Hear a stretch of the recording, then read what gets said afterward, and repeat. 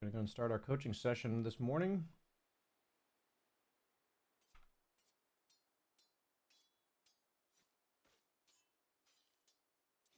Hello. Hello. How you doing? Good, and you? Not bad. I shared my screen with you on Discord, so I don't forget to do that. So, man, I looked at your description. It looks like you're 3300 MMR carry slash offlane. Yes. Been playing for about 5 years, you said, or since Yes. 2019, and you're looking to get. I'm now playing off memory, but it was looking what to do when games don't go how you imagined. I think. I'm trying to find it. Uh, Struggling here. In games when it's not starting off well, Ah, like okay. a lot of the time games are easy when the lane goes well. Uh but it's about I have a lot of trouble in the games where I go games get off to a bad start, people start to get upset. Hmm. I feel It's that. hard what to do in games in like that. Gotcha. Do you do you mind? Why would you say you came to me for coaching about this? Um the main thing is I like how you play carry. Like you don't play the main. You don't just play the main meta carries. But you play carries that you play to your play style, and I kind of like your play style. Hmm. Okay. So you resonate with my playstyle. Yeah. Cool. Okay. Do you have a few replays or one replay, or how did you want to go about it today? Yeah, I have a recent game. I'll send it. I was the Abaddon. I was Nice. playing carry. Yeah. Okay. I felt like I made a lot of mistakes, but it wasn't clear. Not all of them were clear. I felt like the game was really winnable. So why are you choosing this game out of all the games you've played to send me? Because it felt really winnable. Hmm. And usually a lot of the time the mistakes are really obvious, like a big team fight. But it wasn't it did at the end here, but there was a lot of it just felt like we could have ended the game sooner. Like I could have done more. I see. Is there a particular point in the game you'd like to watch, or do you want me to just kind of watch it through, skim it through beginning to end? Past the lane, because the lane actually went pretty well. Okay. Um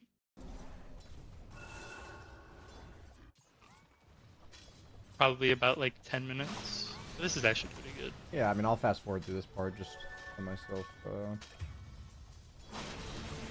Yeah, your lane went well. You're ahead by 2 levels. Or maybe it's off lane Spirit Breaker. I'm not sure. Hmm.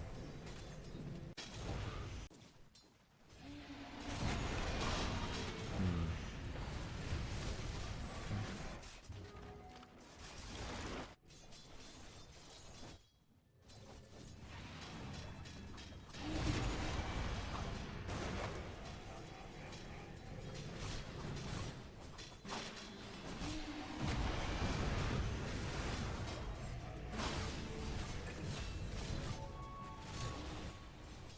What would you say your mindset generally is at this stage of the game? Like, to the best of your knowledge, like what drives your actions that I've been watching for the last 2 minutes? This is actually a part where I get kind of confused when I'm not playing a hero that can jungle quickly. I Hmm. don't know if I should keep the lane under my tower or if I should push it and jungle. So Okay. I'll just jostle between Gotcha. So, what do you think is a reason that you'd want to keep it under tower? to prevent them from being able to farm the lane. Hmm. Okay. So I think the goal of carry, like the dream of carry every single game, is to farm the wave and get access to these two camps as soon as possible. Like Okay. just so like the first 4 or 5 minutes, I'm farming the lane, and that's pretty much it. Maybe sometimes I'll go pull the small camp myself, but for the most part, I'm just farming the lane. And then a lot of times people try to start farming the small camp with pulls at 5 minutes because of the neutrals. Mhm. And then somewhere as early as possible, I like to incorporate the big camp as well. And that just depends on what hero I'm playing, how the lane's going. Sometimes it never happens, but of course that's my dream is to play for my own timings. I've learned the reason why I think Jug's so OP right now is because he's so good at this. Where he just pushes out the lane and leaves. And he doesn't really mind if the offlaner does like 400 damage to him because he just healing wards and farms jungle. A lot of carries can't really do that because they'll take damage while laning, they'll take damage while jungling, and they eventually like run out of steam. Abaddon's pretty good at this. Like he's not amazing, but he's pretty good at this. Just because he has shield and his ult once he gets level 6. I think the biggest reason that you'd want to play under tower is actually because you will die if you go up here. That's the reason, in my opinion.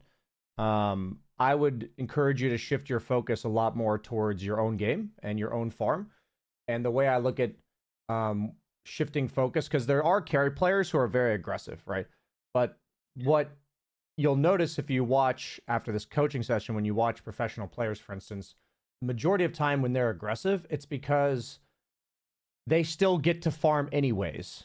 Like they're actually farming while being aggressive, and they're taking like what ends up happening is they are prioritizing their farm, but they've gotten so good at the game that they know I can get all. So they know that they'll have access to these 2 camps and 2 creep waves a minute, and hypothetically they have an extra 10 seconds before like of time during that minute to do other things. So they'll go pick up lotuses, they'll go run at enemy off lanes and stuff like this. But it all stems from I can farm 2 camps a minute and lane. Or I can farm 1 camp a minute and lane. And how much can I do in between that? So the reason I'm telling you this is because the way your aggression is being seen by me right now is that this is skipping farm. Like I'm like half HP and I can just kill these creeps. And at this point, I'll farm the small camp at 7 minutes. Like that's how I would look at it. Like I'm going to miss farm by running at this guy. That's kind of how I look at every form of aggression that I go for. And I think of aggression as I'm going to use health and mana to be aggressive. Do I have health and mana? Sorry. I'm going to use health and mana to be aggressive, and I'm always using health and mana to farm. So how, like my idea is if I'm kind of paying attention to how much health and mana I'm using just to farm, meaning taking damage from neutral creeps, taking damage from enemy heroes while I'm farming, just whatever damage I'm taking, whatever mana cost spells I have to cast in order to protect myself, in order to push the wave and whatever, right. I will then think to myself, how much do I have left over? So like the last thing I want to do is be farming efficiently like you have been, be like half resources, and then try to squeeze some aggression in there. Because I'm already using a lot of my resources to just get gold. And you're effectively, I think, pushing the limits too far by trying to get too much out of the lane with examples like this. And it's like, and then when we fast forward and you come back, you know, for me, I know that you're ahead by a level here, but you're not quite 6 yet. So, like, the timing of being aggressive is definitely not ideal right now. Like, if I'm you here, I'm going to defensive aggro in order to kill these creeps, get level 6. I may even go kill the small camp first to get level 6. And then maybe run at these guys. But, so I'm kind of thinking, like, there's a lot of farm. There's a lot of, like, by walking up to these guys, you're not hitting creeps. So I'm like, oh, I'm not hitting creeps if I do this. I would be hitting creeps if I'm over here. Like, that's how I'm interpreting my actions. Am I hitting creeps or not? Why? And could I be hitting creeps? A lot of times when carries run at enemies, they do it because they can't hit creeps. Like, there's no creeps left to hit. So I'm going to stop and pause there so I don't overload. Basically, the summary I'm trying to make is I'm seeing a bit of, already in the first 2 minutes of this, I'm seeing a lack of discipline towards what your key objective at this stage of the game is, which is creeps. And I have noticed that in the past, I can't 100% assume, but I've noticed when I coach people that if they're not able, but they're not currently focused on the objective at hand in the lane, they'll also not do the same thing at like 30 minutes when the objectives get a bit more complicated at that stage of the game. So I like to bring this to their attention in the laning phase, but then as we go throughout the replay, I'll talk to you about how it's most likely showing itself at other stages of the game. Does that make sense, what I'm going for? Yeah, completely. Yeah, do you have any questions, thoughts, comments about the way you think about this or anything like that? I agreed with everything you're saying. It made it like when you're pointing it out, like I should be farming instead of dying or just not doing anything. There are a lot of times I should be just, like you said, staying on the objective. Is there a reason? Do you feel like you have to do too much here? Is it because you've played a decent amount of Abaddon? I see that you're gold tier, so it's not like complete unfamiliarity with the hero or something. Like sometimes that explains the whole thing. Do you have any idea why you're trying to be so aggressive in these type of circumstances? I felt ahead, and I feel like when I play Abaddon, I feel like I need to be more aggressive, but because like he's not really a farming hero. Hmm. I usually used to play him in the off lane, but because he's popular in carry, I'm starting to play him in carry now. Yeah. So maybe that's like the old mentality I need to lose. But Hmm. Okay. I guess those are my habits, is to lean towards like trying to get chip my opponents a lot with my E. Hmm. Have you ever played off lane and been against a carry who just like walks up to the wave, clears it, and then walks away? Yes. Is it annoying to you, or how do you feel about that? Yes. But what I do is I just try to push the tower, but usually I can't think of like a hero from the safe lane that does it well, except for like Luna, but No, I'm thinking like I'm sure it's I'm saying happened. like if the lane's like right here and it's like a Luna and they like walk up, kill the wave, walk away. It can even be like a Jug or an Ursa who just like walks up, clears the wave, and leaves. Like they don't Right. even interact with Yeah. you. And that Um, sucks. it's like what I'm trying to say is I generally think it's the offlaner's job to be disruptive and the carry's job to create stability. It's not always the case. I'm not like nothing's 100%.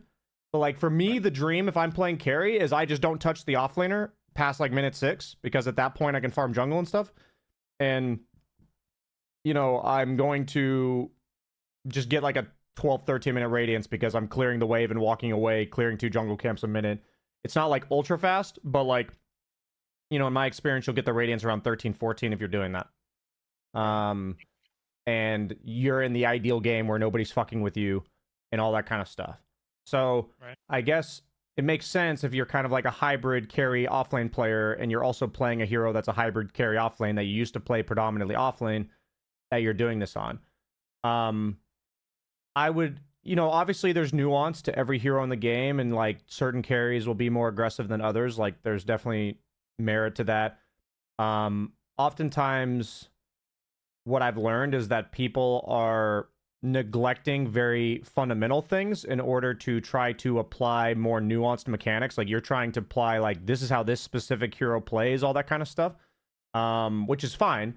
But it's important, I think, to remind ourselves that sometimes it's just as simple as the carry is supposed to hit creeps. The goal is to play for our own timings, to play for our own farm, and when we watch our own games, we can ask ourselves, does that line up with my hero playing for their own farm? It doesn't matter what hero I am. Um, you know, whether it's an Abaddon type carry or like an anti-mage, Right. or Terrorblade or Medusa. I think the formula for safe lane in a dream world is to push out the wave, whether it's like right here, whether it's up here. That's all dependent upon how survivable you are. Abaddon's pretty high on the survivability list. But like every action I take is this is going to help me push the wave. So if running at the Pango half HP earlier does not help me do that, then I'm not going to do that. So I'm going to like push the wave and walk away. And the only time I'll ever change that is if my team's like ganking for me. You know, like my mid laner's coming over or 2 supports rotate through the portal. You know, like there has to be some outside stimulus that changes that. You know what I mean? But that's like the baseline. Does that make sense? Yeah, that makes sense. Okay, cool. So I'm gonna move past this part now. You know, I beat this like a dead horse, so let's get past this stage. Gonna pressure the tower. I mean, with heroes like Abaddon that don't really farm jungle fast, it is pretty much just your job to stay in your lane as long as possible. Like, that's the dream, at least. Yeah, you're gonna clear this jungle camp.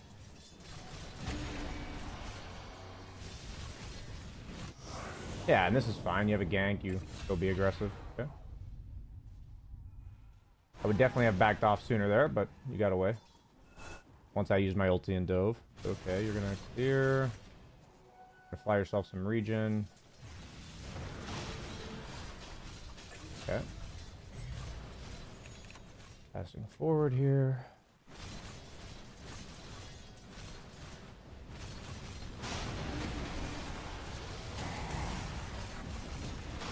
Okay, so you're clearly a very aggressive player.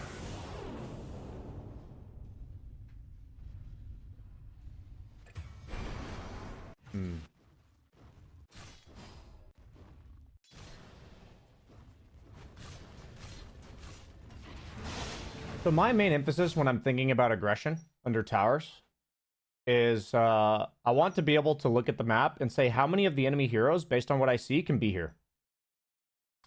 And then how many of my allied heroes, based on what I see, can be here.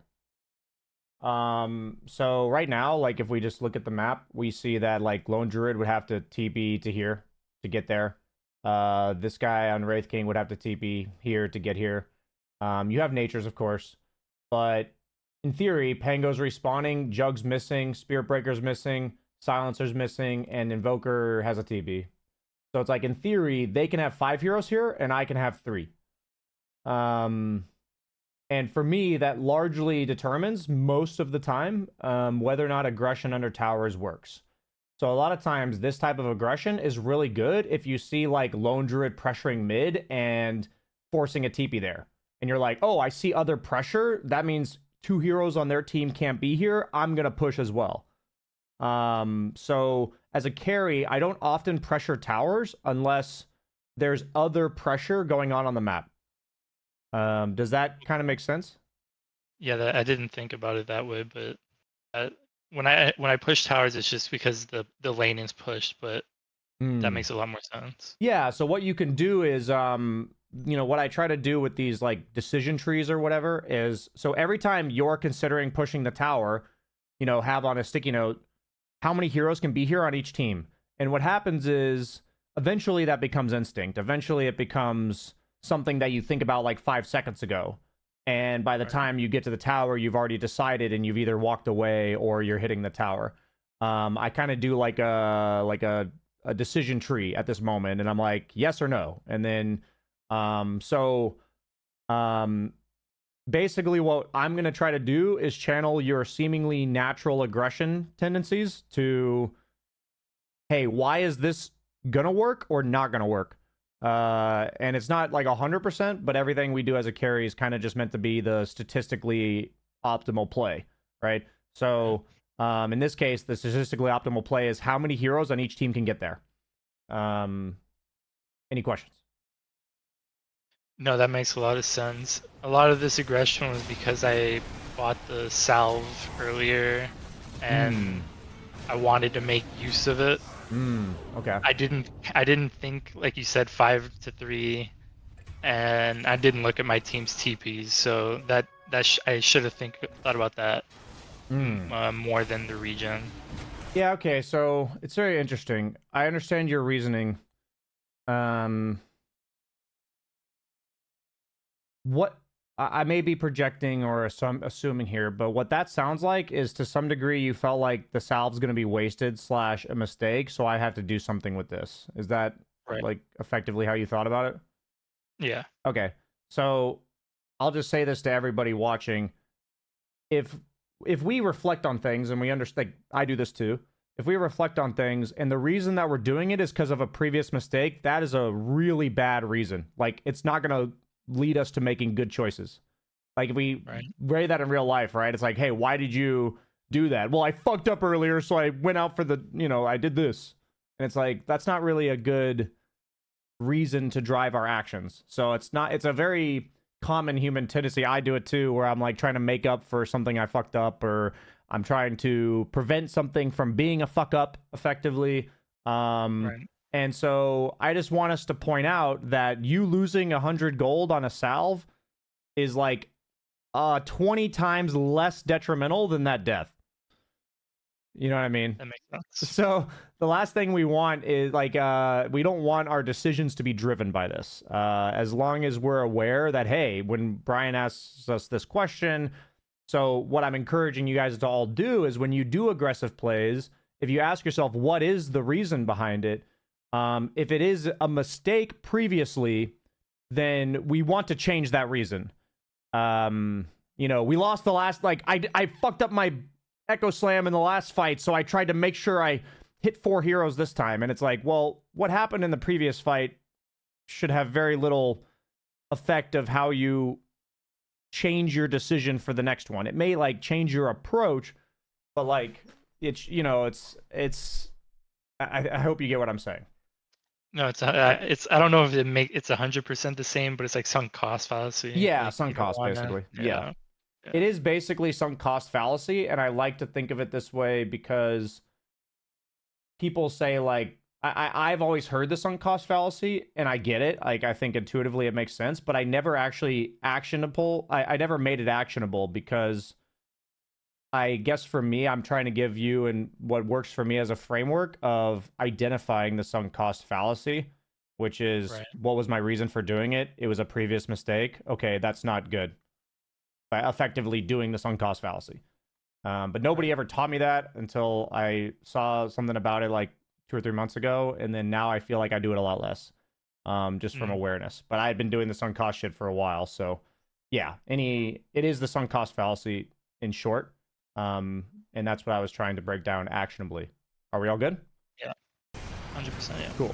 Okay.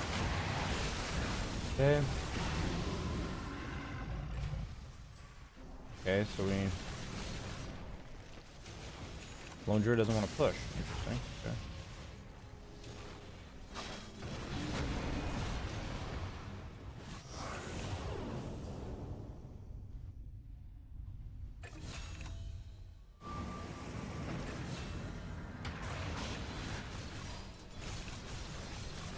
It's not a perfect gauge, but I would like to say that if I'm trying to, like, solo carry the game, every death I have in the early game delays it by, like, 2 to 3 minutes. Like, so if I played the game perfectly, maybe we end at 30, 35. On average, if I die 3 times, it's going to be, like, 37 to 43. You know what I mean? Big difference. Yeah, I kind of just say that arbitrarily because I like to set expectations for myself of knowing that every death I have in the early game means the game's going to get a bit crazy. More likely to get crazy as the game goes on. So I just like to point out that all of the weird decisions you're going to run into later, it would become simpler if these 3 deaths didn't happen. But we're here and we're going to mess up. No matter how skilled you are at the game, mess ups happen. So I just like to point out that. So I like to reset my expectations, and I think that's important when you're saying you're struggling with somebody who struggles when their lanes don't go accordingly and stuff like that. So that's why I mentioned that. Okay.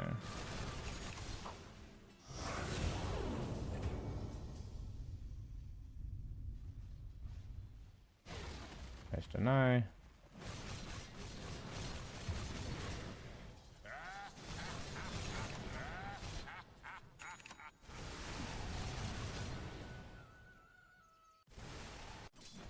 So if you're a Radiance hero, I definitely encourage you to learn to walk to camps when you're near waves at the minimark. So like at 1953, I would like walk right here to burn these creeps to stack them.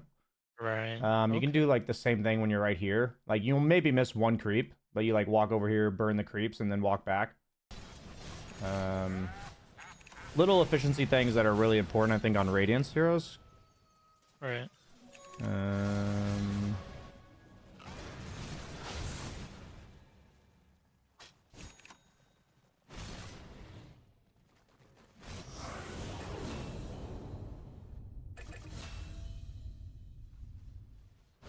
Okay, so we're being shown. I feel like you've correctly identified that based on your start, you need to chill out a little bit. Right. So you're being aggressive with natures now. That guy griefing you, or? I guess. He's like randomly sprouted you. I don't know why. That was a weird sprout. Okay. Okay.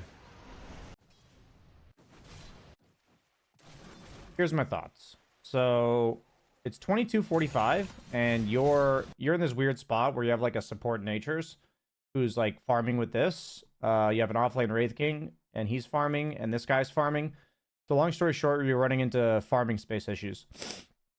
So these type of games require a lot more dynamic thinking because your objective or your obstacle is your teammates to some degree. You're pretty survivable, so it's hard for you to die, and a lot of the farm on the map's just being taken by your teammates. So like in this case, my pure thought about my farming from here, because I'm surrounded by 2 cores, is where can I walk that's away from them? Looking at the timer, looking at the map. So like based on this timer, I would probably do like a this. Right. Because that's just away from them. And what I'm trying to prevent is me running into dead ends on the map, meaning like I go to here and I have no TP. So after this, I'm like, where do I go? Like, do I maybe go through the portal? If that's where you plan to go, then great. But like, I'm trying to prevent dead ends on my map. Do you see what I mean? That makes sense. I don't think about it that way. That happens a lot this game. Yeah. And so I think it's going to happen a lot more to you when you have like an overly greedy support. You also have a Zeus support who's probably going to hit a lot of creeps too. So this, on a scale of 1 to 10, this is a game that's like a 10 out of 10 on running into this problem. Like it's a problem to some degree every game, but it'll be much more pronounced in a game like this. So for me, I guess the best way to word it is that you can watch games back like this, and I would want you to think in terms of every minute, and you want your goal to be that you don't run into dead ends before the minute mark as best as you can. You know, if your teammates are taking farm and shit, sometimes at the 47-second mark, you're going to run into a dead end. But like when I look at your farm pattern here, you're going to run into a dead end at 23:15.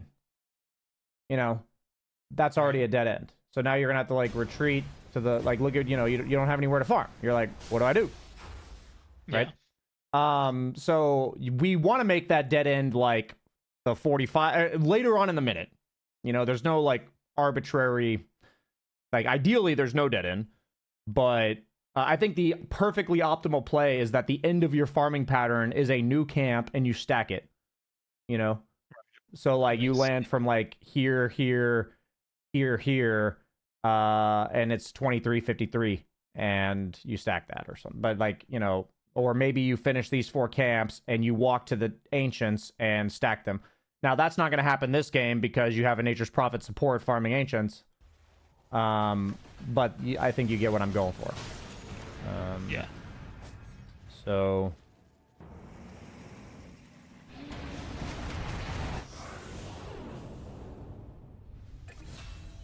So I don't actually mind your play here because this is a moment where I don't mind you walking at them as a hero like Abaddon because there's only like 1 camp left around you. My only caveat is I think if you had farmed this camp,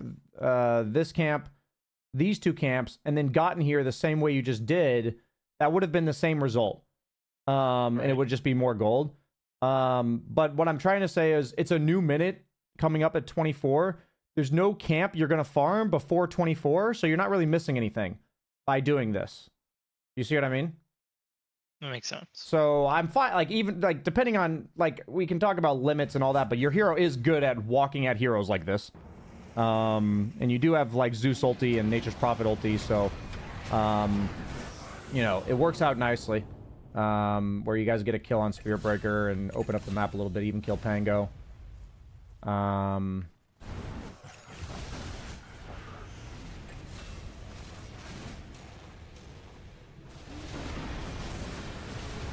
Yeah.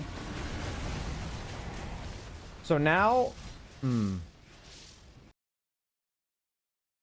are we gonna kill this guy? Yeah. No. Okay, we kill him. Nice. Okay.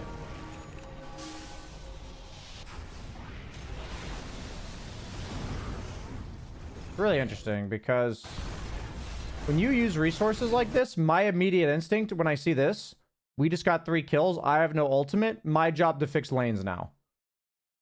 Like, I'm gonna go hit some creeps. Right. Whether it's lanes technically or jungle camps, like, I see this, and if you guys push, it's not on you. Like, if your lone druid and shit wants to push, fantastic. The 90% of people I watch at lower MMRs, they see 3 heroes dead and they think we have to push. But it's equally punishing for you to get 1,500 gold while they're dead. You know, like, it's a lot of gold. And when I say equally punishing, it's more like, well, sometimes it's just not possible to push with your given resources. And unless I have the key item or spell that keeps me alive, I'm almost never going to push as a carry. Like, if my BKB is on cooldown, if my ultimate on Abaddon's on cooldown.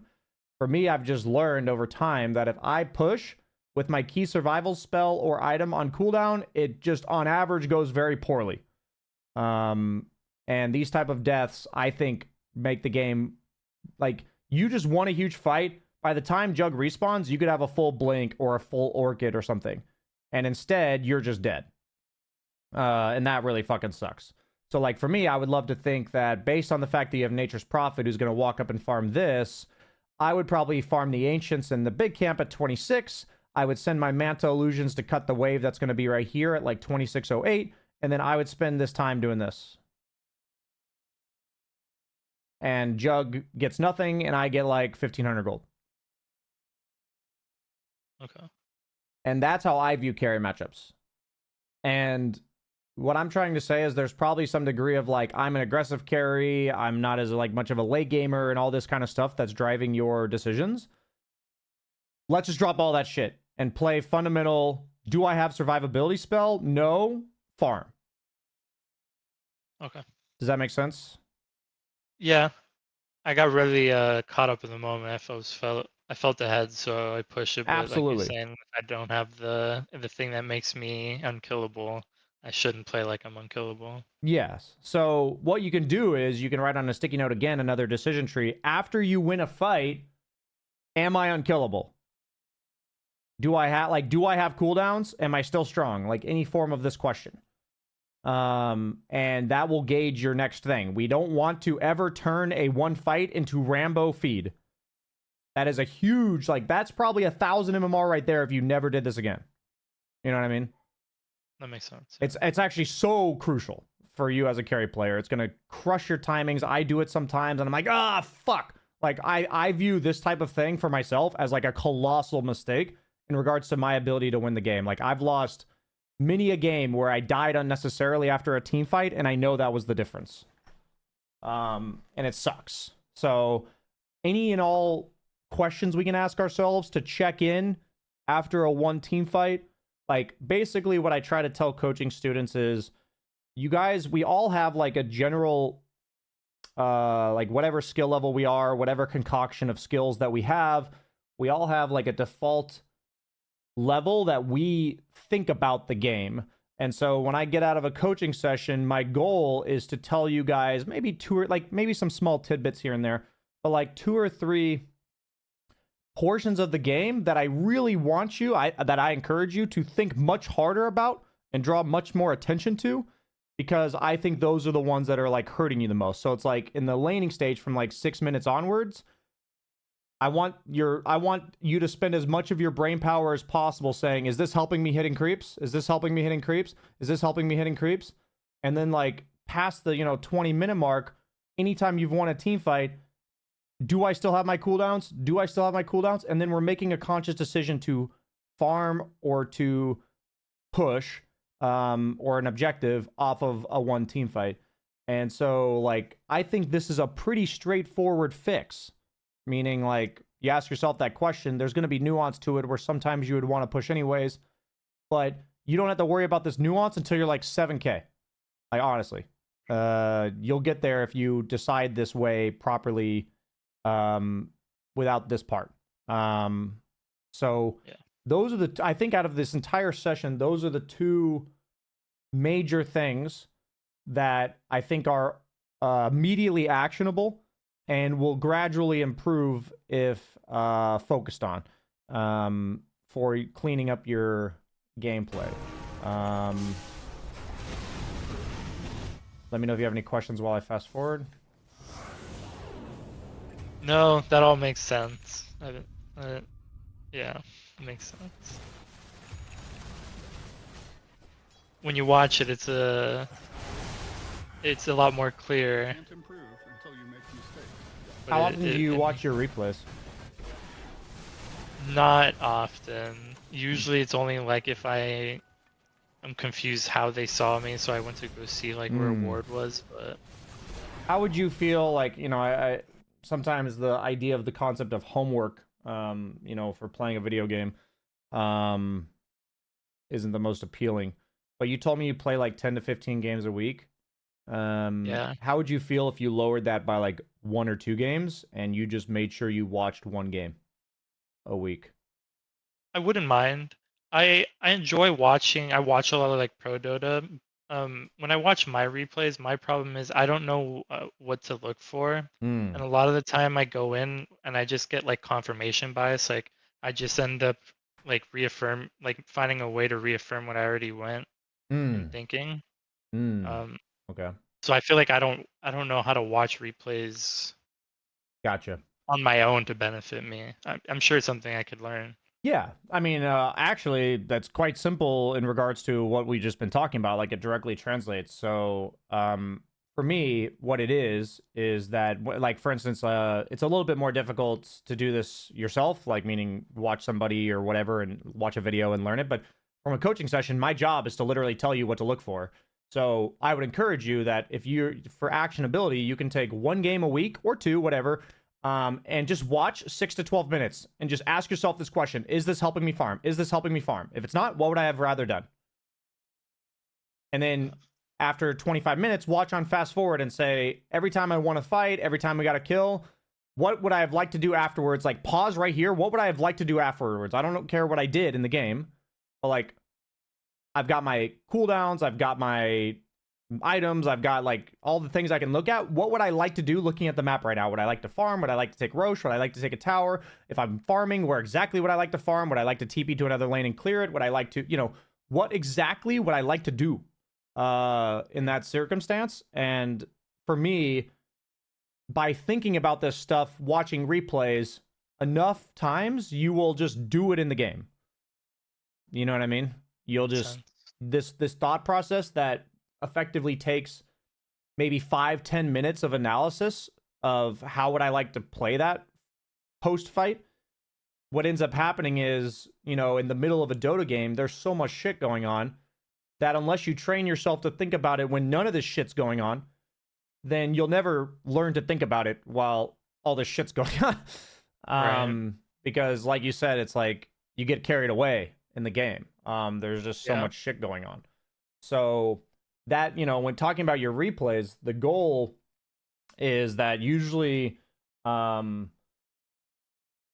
either watch, like for me, I got better at it over time, but I spent a lot of time thinking about it. I try to find one part of my gameplay where I'm like, I feel like I'm not hitting timings, and then like with my carry in lane or something, and then I'll just watch a professional player and I'll notice like one thing they did differently than me. What I'll usually do is I'll watch other players to see what did they do differently than I would have done.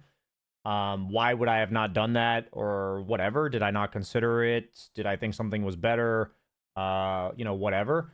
But to be honest, I think it's quite difficult for the average player to do that, because it takes a lot of time and effort over time, that most people don't dedicate to video games. So that is my role as your coach. If you come to me, is to say, hey, like, I think you can gain a lot of insight per minute, a lot of efficiency of insight here if you were to watch your 6 to 12 minute mark and post 25-minute team fights and just see what you do after them. Like, don't worry about the actual fight itself, just what do you do after it. Okay. And I think it would pay off a lot. So when I say watch your replays, you don't have to watch the whole thing. And I personally don't think for anyone watching that watching your replays with no plan going into it, it's not helpful, because you'll do exactly what you just said, which is like kind of confirmation bias. You don't really know what to look for, so you're just going to kind of go back to the things you've already thought about, and end up in that. So I will just say that, I guess I'm giving a bit of a sales pitch, but whatever.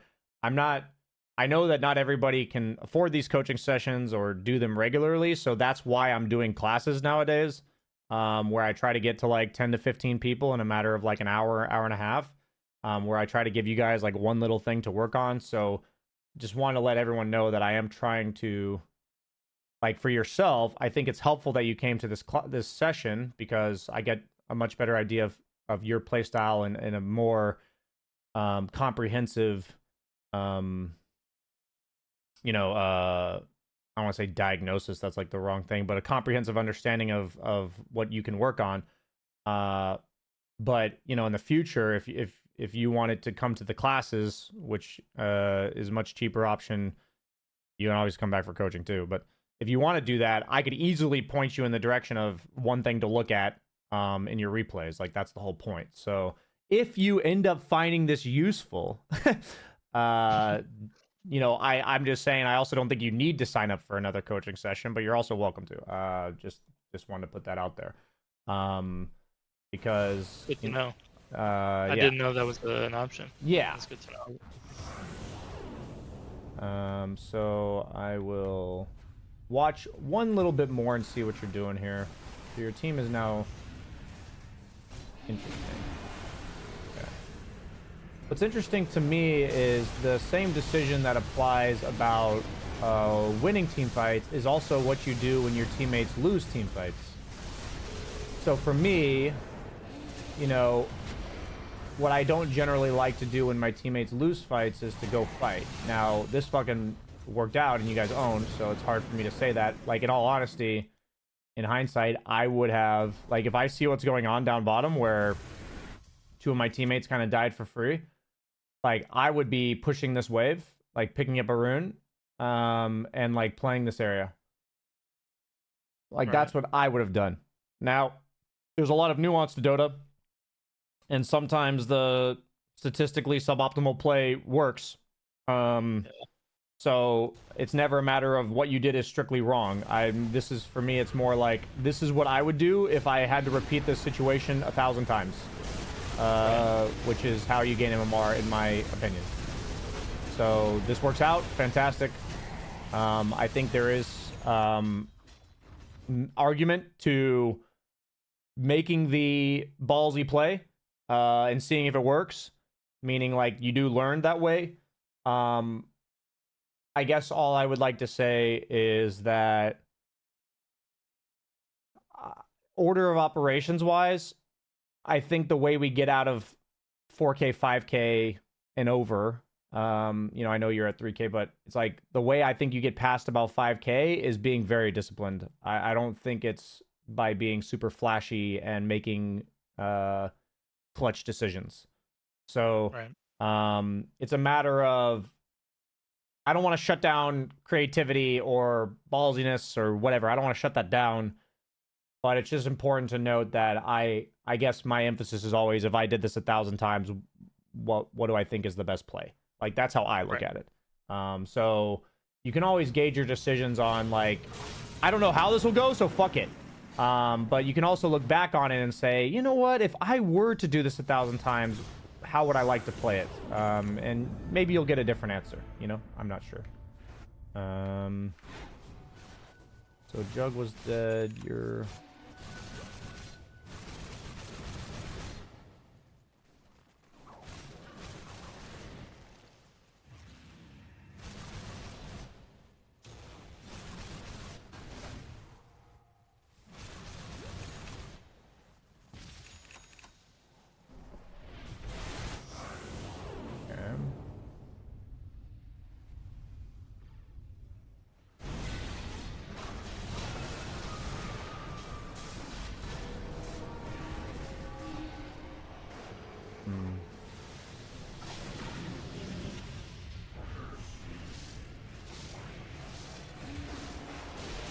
Here's my last thought for the coaching session.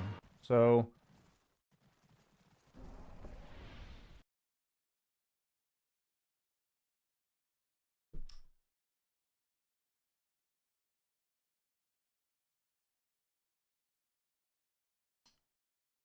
I get the idea of going on this Invoker, because like when we pause the game, we see 3 enemy heroes here. And we see this guy alone, and we've got 3 heroes here. So I see the idea. Whenever I'm playing against like global counter initiation, specifically Silencer and Dawnbreaker, maybe Spectre, my goal in every game is to force those spells without committing. And I think even in my bracket, people commit really hard despite these spells, and it triggers me. But my point is that my drawing your attention to these 3 specific heroes. There could be more, generally, like maybe an IO relocate or something. But my thought is, whenever I'm dealing with this type of thing, every fight is 2-pronged. We force their spells, we disengage, we like smoke up or whatever, and the next thing goes well. That's how I look at these spells. So, like, if I do this, my whole point would be to force that. And then I'm back. Right. You know? And I'm just like, okay, guys, reset. We're out of here. But then you get gone on, that's fine. But, like, my entire thought here is, okay, we forced the global. We don't have natures. Wraith King's not here yet. Like, I don't see any check-in from you here. You know what I'm saying? You're just running. Your Wraith King's over here. Your Nature's Prophet's still farming. So I'm seeing a lack of resetting in general, like whether it's after winning the fight, whether it's after you start a fight. So I guess my idea would be that the overarching theme for me is that we need to get you to check in during these chaotic moments, probably while you're watching replays first, because there's a reason you're struggling with it, because it's pretty chaotic. In the game itself. And there's a lot of different instances where this can happen. Like I mentioned, counter initiation heroes. Another example is your team has no BKB piercing lockdown or damage, and they have 4 BKBs. So then my entire premise of my initiation, unless I think we can burst them, is to force them to BKB and then reset. So, like, there's kind of like these 2-pronged approaches to fights that I think is kind of lacking in the way I'm watching you play. So, I think that's more just food for thought when we wrap it up here. I think that's more just food for thought. There's nothing immediately actionable from that. Do you have any questions or thoughts?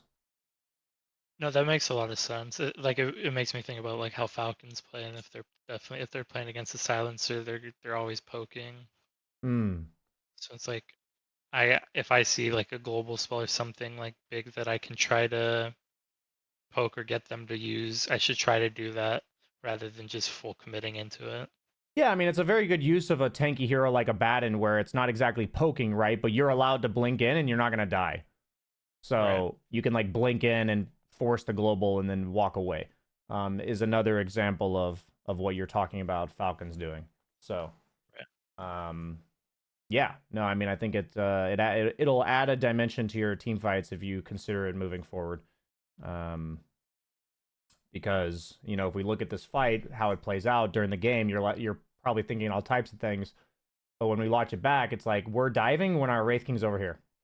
So all the time that we're like taking damage and stuff, nothing's happening. which as a hero like Abaddon, if we're taking damage, we're the center of the fight, we're getting casted spells on us by like 3 or 4 heroes.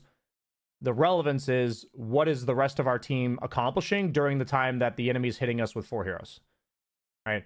And so I look at it, it's like Nature's Prophet isn't TPing, you know, Wraithing's not there yet, so you're effectively not helping your team or yourself very much by tanking a bunch of spells running forward here, given the circumstances. But yeah, it all boils down to, like you said, looking for the reset. Yeah. Any final questions, my man? I feel like we... No, like you made a lot of the things pretty clear that I hadn't.